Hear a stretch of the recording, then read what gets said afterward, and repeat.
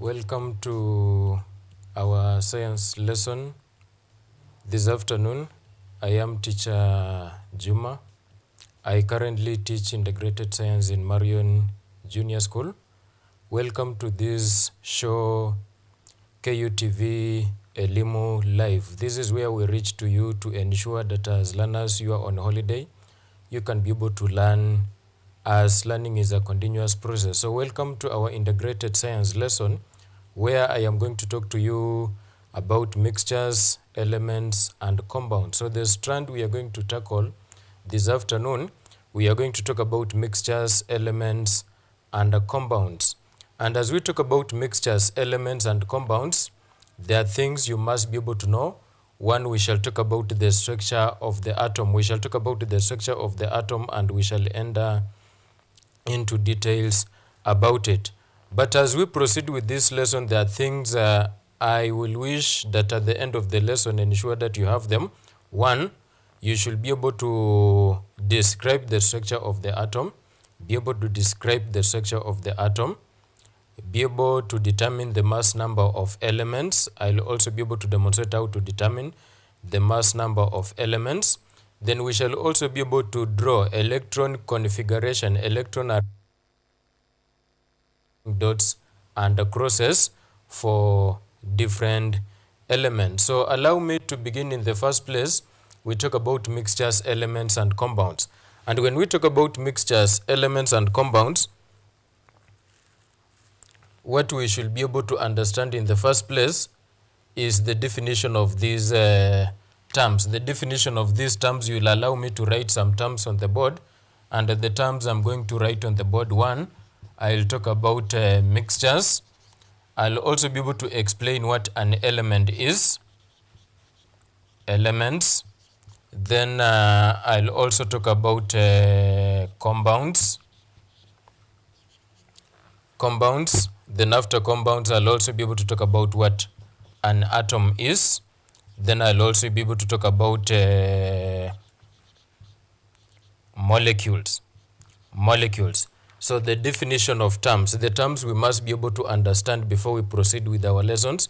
One, the teacher is saying I should be able to know what mixtures are, what elements are, what compounds are, atoms, and also molecules. So allow me to begin in the first place by definition of these terms. I'm going to look at each and every term at a time, and I want to begin with a mixture. So when we talk about a mixture, what is it? In the first place, when we talk about a mixture, what we should be able to put in our minds when I talk about a mixture, we are referring to two or more. I talk about two or more substances which are put together. And these two or more substances which are put together, they are physically combined. So when we talk about a mixture, we are saying what is a mixture? A mixture comprises of two or more substances put together, and these substances are physically combined. So when you talk about a mixture, something you should be able to put in your mind. There is a word we are using, and the key word here is physical. Physical combination of two or more substances. So that is what people should be able to understand anytime they ask you to define what a mixture is, because you can get a question asking you to define what a mixture is. Please understand, a mixture comprises of two or more substances put together, and these substances are physically combined. Now, when we still talk about these mixtures, you should be able to understand that we talk about two categories of mixtures. Categories of mixtures, which is different from types of mixtures. So when we talk about categories of mixtures, there are two. One, I talk about homogeneous. Then number two, I talk about heterogeneous mixtures. Those are the types of mixtures. And most of the time when we give this question to learners, they mistake. Instead of them talking about categories of mixture, they talk about types of mixtures. Types of mixtures, that is where we have solid mixture, liquid mixture. But when we talk about homogeneous, when we talk about heterogeneous, what are we referring to? We are referring to categories of mixtures. So allow me to explain the categories, these two categories of mixtures. Number one, I want to begin with the term homogeneous. Homogeneous Homogeneous. How do I explain the word homogeneous? Homogeneous comes from the word homo or one. So when I talk about homogeneous mixtures, what are they? These are the types of mixtures when put together, the substances making up the mixtures are uniformly distributed. So homogeneous mixtures, what are we saying? We are saying the substances making up the mixtures are uniformly distributed. For example, when I talk about sugar, when I take sugar, then I add in water, then what will happen to that sugar? Sugar will dissolve in water. Once it dissolves in water, we cannot be able to see our sugar particles. So that kind of mixture, what do we say? We say this is what? A homogeneous mixture. Why are we saying it is a homogeneous mixture? Because the substances making up the mixture are uniformly distributed. Allow me to talk about the second category. Under the second category of the mixture, we are talking about heterogeneous. So when we talk about heterogeneous mixtures, what are we referring to? We say the substances making up the mixture are not uniformly distributed. So when we talk about heterogeneous, we are saying the substances making up the mixture are not uniformly distributed. And most of the learners in grade 8 and grade 9, they always find a challenge when they give them a question regarding these categories of mixtures. They have given them quite a number of items. For example, they have given you sugar, they have given you water, they have given you something to do with beans and maize together. They are asking you to classify these types of mixtures. They are asking you to classify whether it is heterogeneous or homogeneous, and most of the learners are challenged. How do they go about it?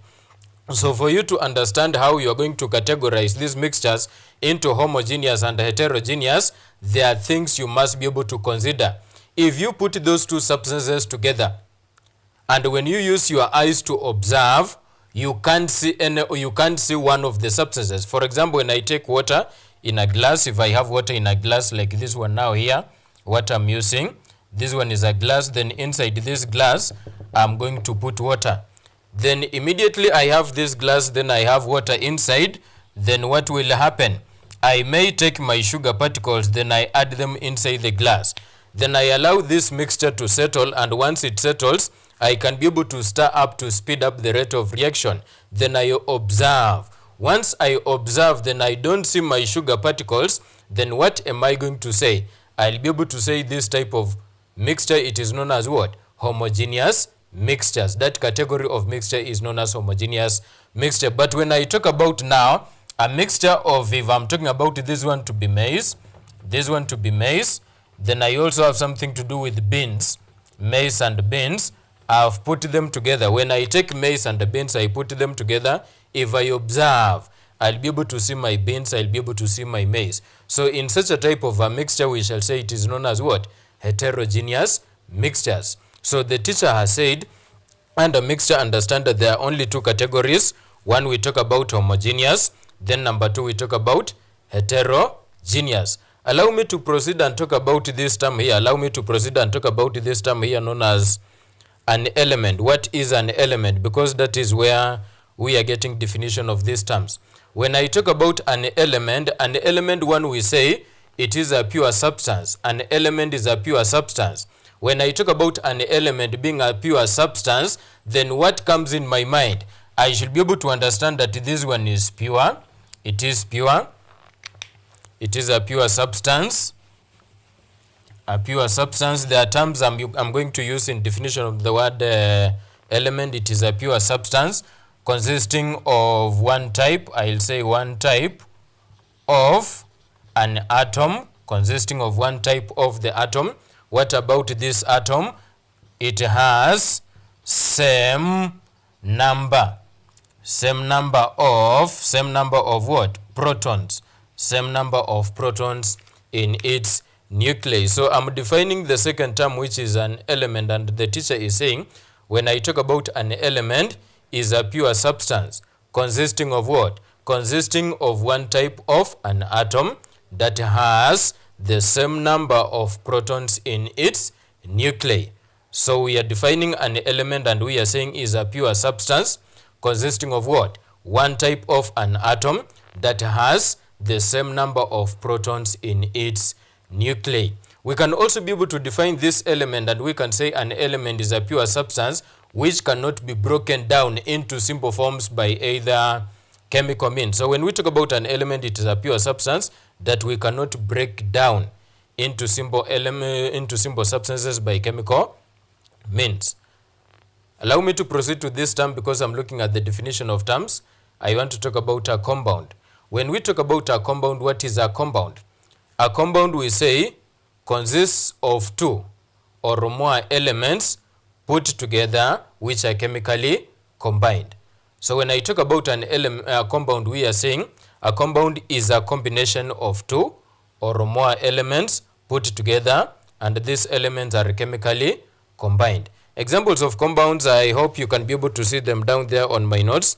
I've been able to display the examples of compounds that we have. The examples of compounds that we have, one, I can talk about something to do with water. Water, it is a compound. Why do I say water is a compound? It is a compound because it comprises of two elements. Which elements are making up water? I talk about oxygen. I can also talk about hydrogen. Another compound, I can talk about what? I can talk about carbon dioxide. Carbon dioxide is what? A compound. Why is carbon dioxide a compound? Comprises of two elements. Which elements are these? One, I talk about carbon. Number two, I talk about what? Oxygen. I can also talk about sodium chloride. Sodium chloride, the table salt that we use at home. What is it? It is a compound. Why is it that we are saying that table salt, it is a compound? It comprises of two elements which are put together and they are chemically combined. These elements are, one, I can talk about sodium. I can also talk about chlorine. I'm still looking at the definition of terms. Allow me to talk about a molecule. A molecule, it is a term which it is not in my notes, but allow me to talk about it because at times it challenges learners. So when we talk about a molecule, we say a molecule is just a basic unit of either an element or a compound that can be able to exist on its own. So what the teacher has done, I've looked at the definition of these terms. I've left out atoms. Why is it that I've left out atoms? Because I'm interested in the talking about the structure of the atom. But please be able to distinguish in between a mixture, an element, a compound, and a molecule. And the teacher has said, when I talk about a compound, the key word here I'll use chemical combination of two or more elements. When I talk about mixture here, we shall say physical combination of two or more substances. An element, one here, the teacher said it is pure, number one. Number two, it consists of one type of an atom.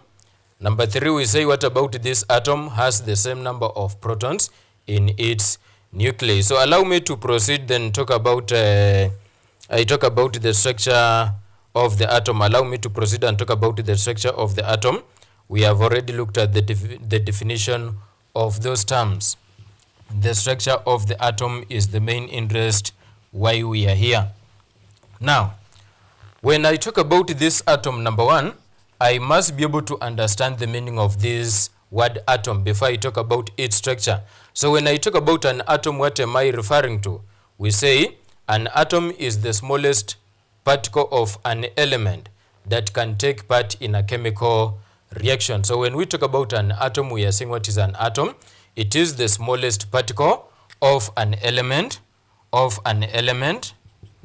An atom is related to an element, the smallest particle of an element that can take part in a chemical reaction. Then you should be able to understand that if we are talking about this one being the smallest part of an element, then you must be able to understand that when we talk about an element, the basic structure, the foundation of an element, it is an atom. So what is an atom?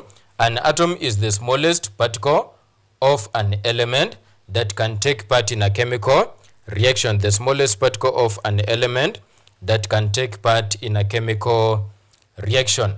And when we talk about this element now, because we are interested in the structure of the part of an atom, the structure of an atom, then you should be able to understand that an atom is made up of three subatomic particles. An atom is made up of three subatomic particles. An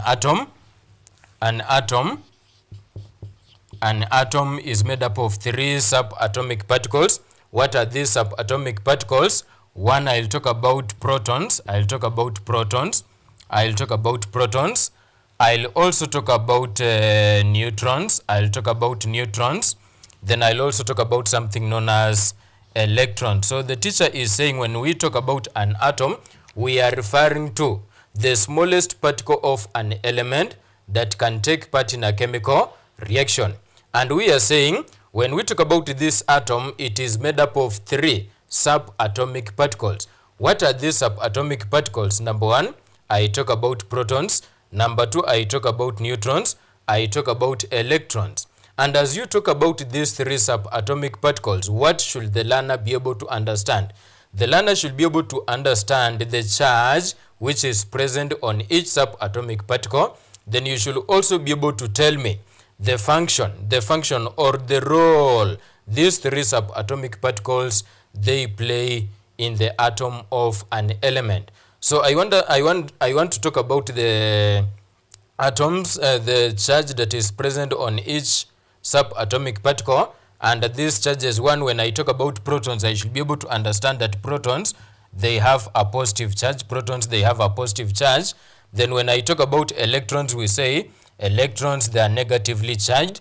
Then when we talk about these neutrons, we say they have no charge. And for the case that they do not have any charge, then we say the overall charge that is present on the neutrons, we say it is neutral. So the teacher has talked about these 3 subatomic particles that are found within the atom, and we have said these 3 subatomic particles are: 1, I talk about protons, they are positively charged. I talk about neutrons, the charge there, it is neutral. I talk about electrons, then electrons, we say these ones are positively, they are negatively charged.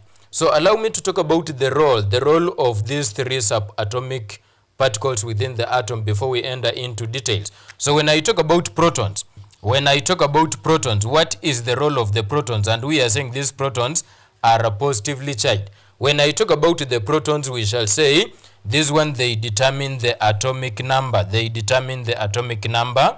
Of an element, of an atom, of an element. So we are talking about protons, and we are saying what is the role of the protons? Protons, they determine the atomic number of an atom, of an element. Then I also talk about neutrons. I'm talking about the role of the neutrons.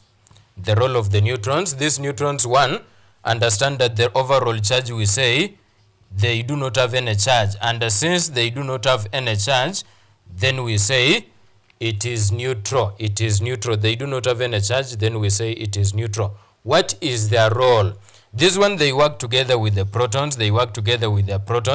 And what is their main function? We say they hold the nucleus. The nucleus of the atom together. Then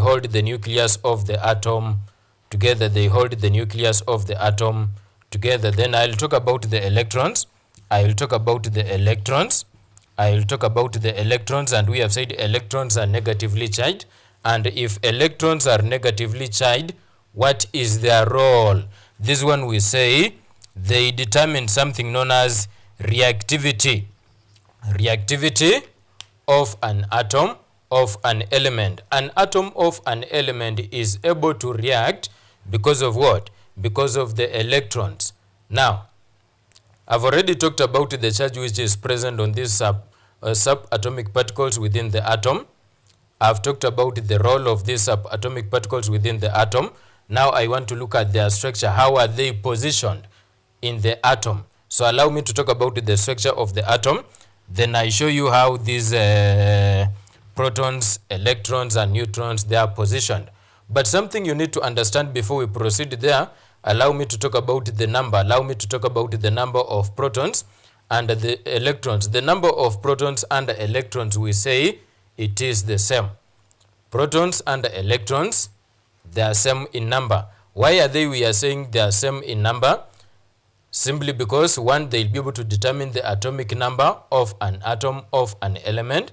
The neutrons, The neutrons, they vary. The neutrons, they vary depending on which type of atom or which element are we talking about. In some elements, the number of neutrons and protons, it is the same. But in some other elements, the number of protons and the neutrons, it is not the same. But what is guaranteed that it must be the same?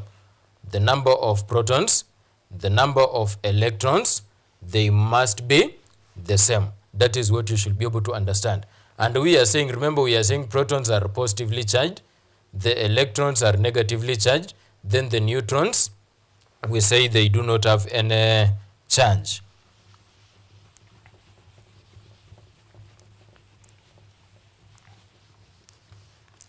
Now, allow me to proceed. Allow me to proceed and talk about the structure. When I talk about the structure, I must be able to begin with something which is basic. Because I said when I talk about an element, the basic unit of this element, one, we have said it is an atom.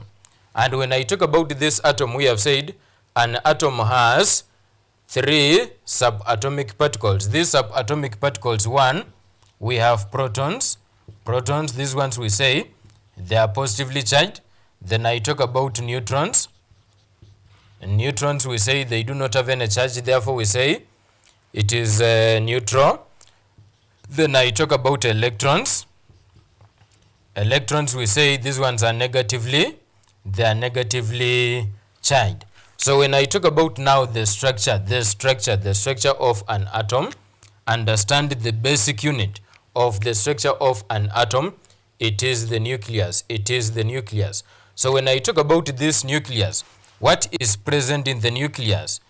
The nucleus of an atom has 2 subatomic particles. What are these 2 subatomic particles? These 2 subatomic particles, one, I'll talk about protons, I'll talk about neutrons. So inside the nucleus of an atom, the teacher is saying we have protons, then we also have what? Neutrons. Then the nucleus of an atom is surrounded by what? The nucleus of an atom, it is surrounded by what? It is surrounded by a cloud of electrons or greater energy levels. These greater energy levels, we refer to them as what? We refer to them as energy levels, greater energy levels.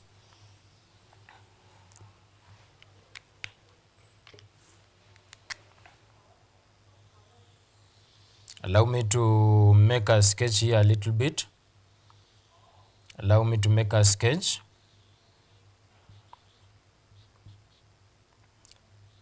Allow me to make a sketch. So the teacher is saying, when I talk about the structure of an atom, the teacher has just made a sketch. You see, when we talk about a sketch, it is not the real diagram. It is just something to use so that we can be able to understand what we are learning. So the teacher has said the structure of the atom comprises of what? One, I talk about the nucleus. And when I talk about the nucleus, inside the nucleus, what we have? We have protons, then we have neutrons. And these protons, we have said, one, positively charged. The neutrons, they do not have any charge. Therefore, the overall charge here, we say what? It is neutral. It is neutral. Then when I talk about electrons, where are they? Electrons, most of the time, they are located outside the nucleus. They are within the energy levels. And when we talk about these energy levels, what are we referring to? We are saying these are the greater energy regions that surround the nucleus of an atom. So when I talk about these energy levels, we are saying what are we going to find there? We shall be able to find out something known as the electron. So allow me to name my sketch. So this one we have said the nucleus. These ones we are saying these ones we refer to them as the energy levels. Then we talk about the electrons. Where are they? Electrons, they are within the energy levels. And these electrons, we are saying one, they are negatively charged. So allow me to explain some few terminologies here, or allow me to explain some few concepts regarding the structure of an atom. We have said that when we talk about the structure of an atom, number one, we have the nucleus. Then the nucleus is surrounded by what? The nucleus is surrounded by greater energy levels, and these greater energy levels we shall refer to them as what? We shall refer to them as energy levels, and if we don't use the word energy levels, we shall refer to it as the cloud of electrons. Inside the nucleus, what do we have? We have the protons, which are positively charged. Then we also have the neutrons, which do not have any charge, therefore we say it is neutral. Then where are the electrons? Electrons are within the energy levels. They are within the energy levels, moving around the nucleus. Now, there is a question which we ask learners coming from this nucleus of the atom here. And this question, at times we ask you to explain what is the overall charge of the nucleus of an atom. So if we talk about the overall charge of the nucleus of an atom, you must be able to understand that the nucleus of an atom, the overall charge is a positive charge.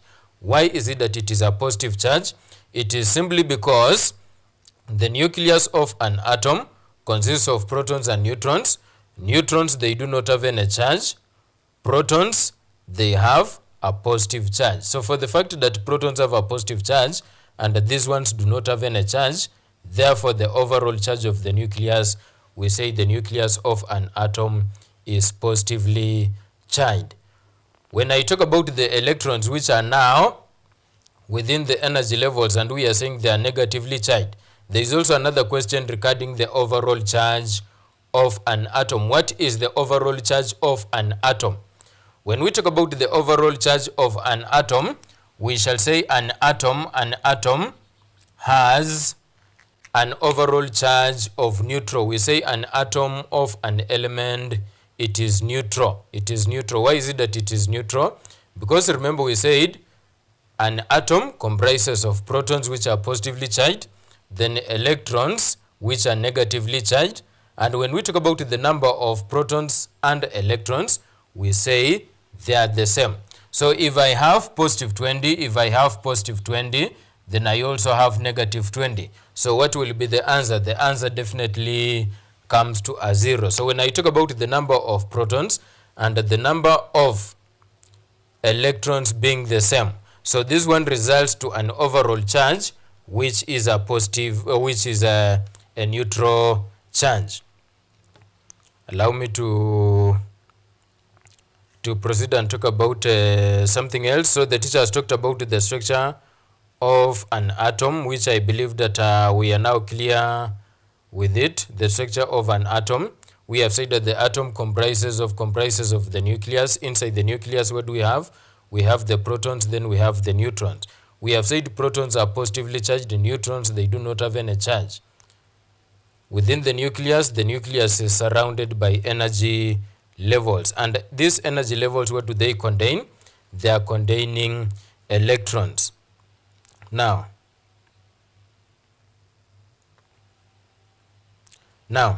allow me to talk about some terms here, and I want to talk about something known as atomic number,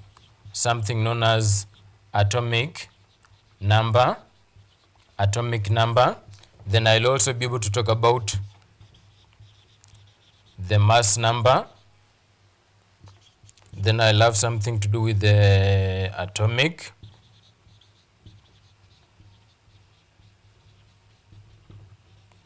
representation of different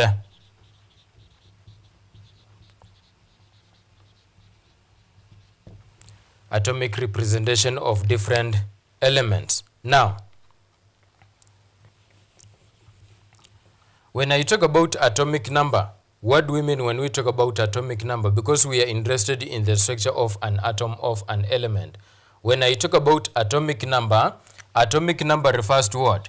This refers to the number of protons. The number of protons an atom of an element has. Atomic number, the number of protons an atom of an element has. Then I'll also say this protons is the same as what? Electrons. Then how can I be able to tell the atomic number of different elements? then I must be able to know how these elements run on the periodic table from element number 1 up to 20. I may not be able to mention all the elements which are there in the periodic table, but I'll be able to use a few examples so that I can be able to explain.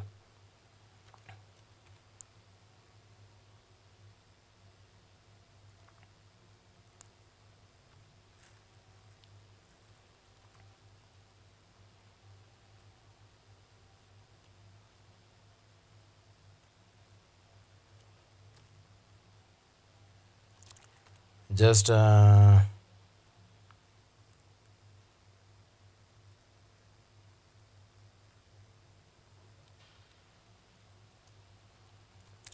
want to talk about the atomic number of these elements, and we have said that for us to understand the atomic number of these elements properly, then you must be able to understand the order of these elements as it runs from the first element on the periodic table then up to the last element. Now, for example, allow me to pick an example of an element.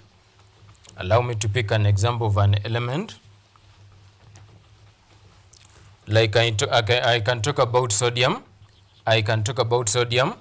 Allow me to talk about sodium. Then I'll also be able to use calcium. I want to use these two elements to explain the meaning of the word atomic number.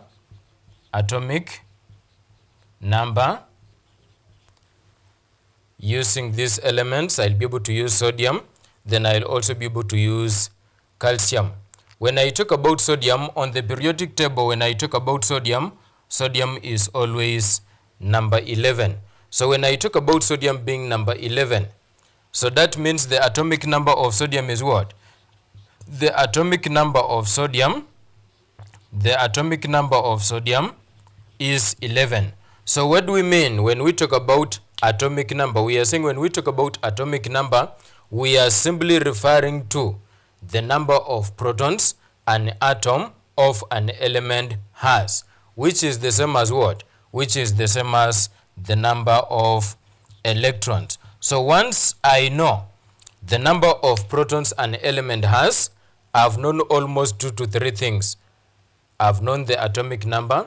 I've also known what? The number of protons. Now, calcium, this one is number 20. Calcium is number 20.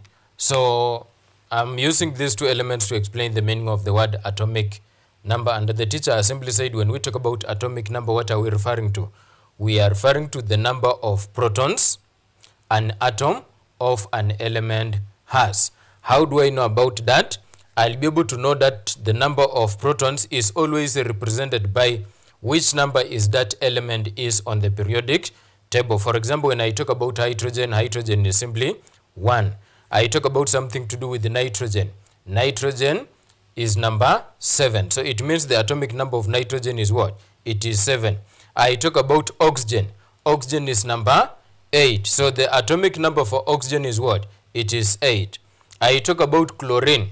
When I talk about chlorine, the atomic number for chlorine is what? It is 17. Why is it 17? Because when I check on the periodic table, chlorine is number what? 17. So what do we mean when we talk about atomic number? We are saying atomic number simply refers to the number of protons an atom of an element has. Now, allow me to talk about mass number.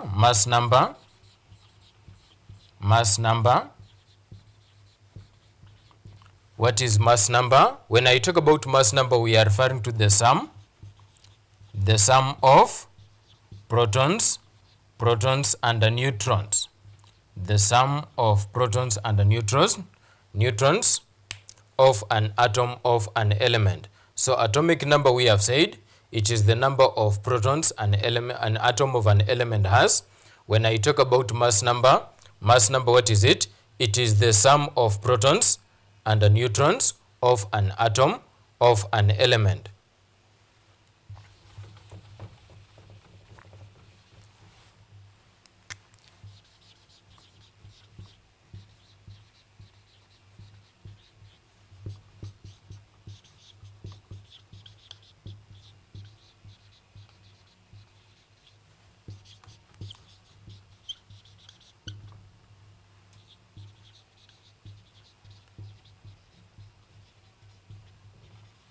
Now, because we have talked about these two terms, we have talked about the mass number, we have also talked about the atomic number, and we have said that the mass number is now the sum of the protons, and the neutrons of an atom of an element.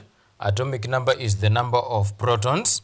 Then I'm also introducing another term there. Under the term I'm introducing something known as atomic representation of elements. So when I talk about atomic representation of elements, there are three things that I need in this if I want to represent an element using something known as atomic representation. There are three things that I need. One, I need the chemical symbol of that element, the chemical symbol of the element. Then I also need something to do with the atomic number. Then I also need something to do with the mass number if I'm talking about atomic representation of an element. So for us to represent an element using atomic representation, we have said that there are three things that we need. One, the chemical symbol of an element. I also need the atomic number. I also need the mass number. Allow me again to use an element. Allow me to use an element. As sodium. Allow me to write the English name for sodium. Sodium. That's how we write sodium. The chemical symbol for sodium. Where do I get the chemical symbol for sodium? The chemical symbol for sodium, it will be gotten from its Latin name, and the Latin name for sodium we shall talk about natrium. So the chemical symbol for sodium, then I'll use capital N, small a. What am I doing? I'm doing atomic representation of an atom using sodium as an example. And we have said that there are three things that I need. One, I need the chemical symbol of an element. I also need its mass number. Then I also need what? I also need atomic number. And we have said that atomic number is the number of protons an atom of an element has. Where do I get it? I get it from the position of this element on the periodic table. So therefore it means that when I talk about sodium, which is number 11, then the atomic number for sodium is what? It is 11. The mass number for sodium, where do I get the mass number of sodium? For me to get the mass number of sodium, I'll be able to take the number of protons sodium has, then I also add the number of neutrons that sodium has. So if sodium has the number of neutrons for sodium, it is 12. So when I take 12 plus 11, then I'll be able to get the mass number as 23. So if I want to represent sodium using the atomic representation, I'll say sodium mass number is 23.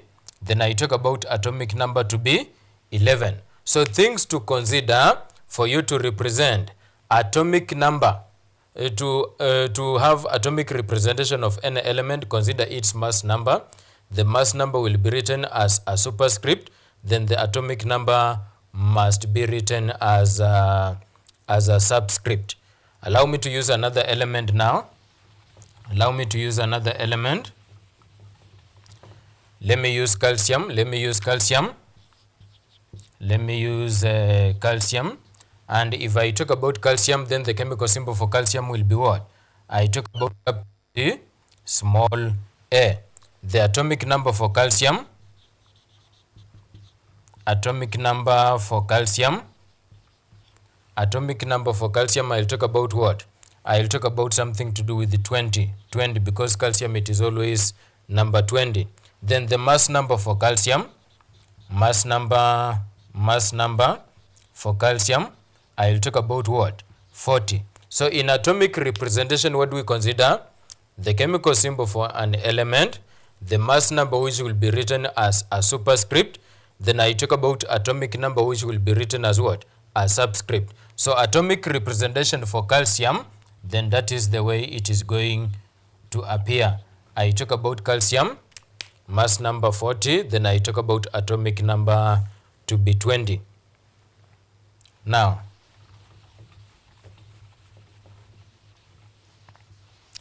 I've shown you how to determine the mass number of elements, of atoms of elements.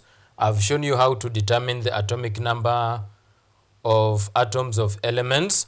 I've also shown you how to represent the atomic representation of atoms of an element. And I have said that if we have to do atomic representation, then consider the mass number, consider the atomic number, then consider the chemical symbol of an element. Then something which I want to do something known as arrangement of electrons, arrangement of electrons in the energy levels, arrangement of electrons in the energy levels, arrangement of electrons in the energy levels, arrangement of electrons in the energy levels.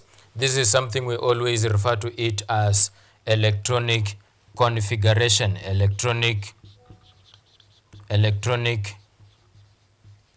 configuration. So allow me to explain the meaning of this word electronic configuration. What do we mean when we talk about electronic configuration? We are simply referring to arrangement of electrons in the energy levels.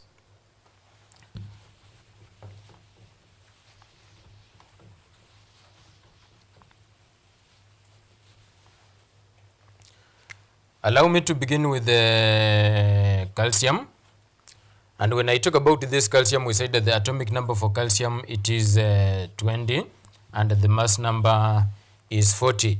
I want to show you how these electrons are arranged in the energy levels. In the first place, there are some rules we always follow when we are arranging. There are rules we always follow when we are arranging electrons in the energy levels. Which rules are these? Number one, you must be able to understand that the nucleus of an atom is surrounded by greater energy regions. And these greater energy regions, what do we refer to them? These greater energy regions, we refer to them as energy levels. And these energy levels, they surround the nucleus. So we have the first energy level, we have the second energy level, we have the third energy level, and this one proceeds. It moves depending on the number of protons that an element has. So if I talk about something to do with the calcium has got how many protons? Calcium has got 20 protons. That is the atomic number. So which rules do I follow if I have to arrange these 20 protons in the energy levels? Then I have to consider the first energy level. The first energy level from the nucleus has to take a maximum of 2 electrons. Then once the first energy level is filled with the 2 electrons, then I'll proceed to the second energy level. The second energy level takes a maximum of 8 electrons. You can't go beyond. It only takes a maximum of 8 electrons. Then I talk about the third energy level will also take 8. Then depending on the number of protons that an element has, the number of energy levels to be used will vary from one atom to another. So when I talk about calcium having 20, I want to arrange these 20 electrons in the energy levels. So rule number one, we have said that the first energy level to take 2. If it takes 2, how many are going to remain from 20? We shall have 18. Then the second energy level will pick 8. Then these are 10. Then it means we are remaining with 10. Then what will happen to those 10? The third energy level will take 8. Then from 20, how many are remaining? 2 are remaining. So we shall have 2.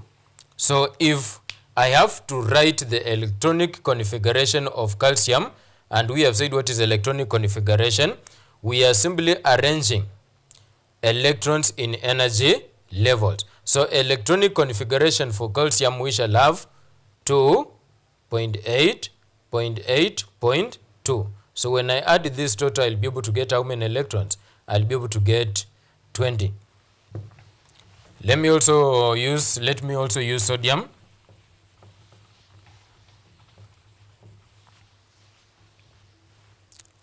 Let me use different elements. Let me use an example of sodium. Sodium has got how many? I talk about 11.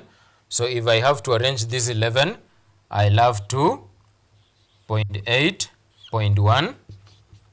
I can also talk about calcium, which has 20. Calcium, that is 2.8.8.2. Then I'll also be able to use another element here. Let me use something to do with the chlorine. Chlorine, which has got how many protons? We talk about 17. So electron arrangement for chlorine, I'll talk about 2.8.7. Then allow me also to use something to do with the boron. Allow me to use something to do with boron. Boron, which has got 5 protons, Then electron arrangement for this, I'll use something to do with the 2.3. So whatever I have done on the board, it is known as electron arrangement. So when I talk about electron arrangement, what am I referring to? I'm referring to the arrangement of the electrons in the energy levels. We can also be able to represent this one on the diagram using an X and a cross. So for example, let me use sodium. I'll be able to draw the nucleus. Then once I draw the nucleus, inside the nucleus, I must have the protons. I must also have the neutrons. Then this nucleus, it is surrounded by the energy level. That is the first energy level. Then I can also talk about the second energy level. Then I'll also talk about the third energy level. I'm drawing the electron arrangement of an atom using an X or a cross. So from the nucleus, inside the nucleus, I must be able to write the following. I must be able to write how many protons does it have. This one has 11 protons. How many neutrons are they? Neutrons, I'll talk about 12. So that out of the nucleus, I'll be able to get the mass number for sodium. Then the mass number for sodium, I talk about 23. Then how many electrons are we going to include in the first energy level? The first energy level will have a maximum of 2. These are two electrons. I'm using X. Then I proceed to the second energy level, because the rules we have said the first energy level must be able to take a maximum of 2. I proceed to the second energy level. It will take a maximum of 8. So to ensure there is fair distribution, I write my 2 electrons there. Then I also include 2 here. Then I also include 2. Those are 6. Then I also include 2 this side. So the second energy level has taken 8. Then it remains 1 electron. Where do I put this 1 electron? It must be able to go in the third energy level. So something I should be able to understand, when I talk about this diagram here, it is representing the electron arrangement of sodium on the diagram using what? Using an X. And we have said the things I must be able to consider. Number 1, I must be able to know the nucleus. How many protons will be there? There will be 11. How many neutrons? 12. The mass number now, the total becomes 23. The first energy level to take how many electrons? I talk about 2 electrons. The second energy level, yes, how many minutes?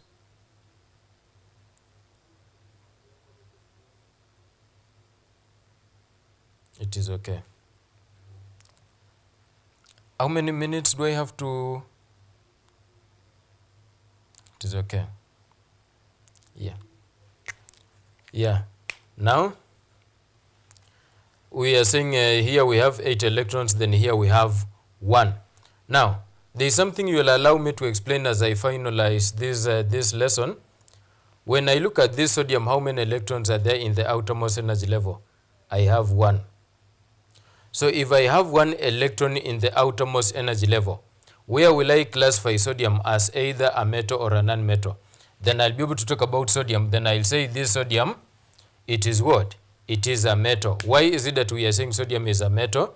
It is a metal because it has one electron in the outermost energy level. Which factors do I base on when I want to classify an element to be either a metal or a non-metal? I look at the outermost energy level, how many electrons are there in the outermost energy level. So I'll talk about if it is having 1, 2, and 3, then we say that is a metal. Otherwise, you will allow me to end there my lesson for today.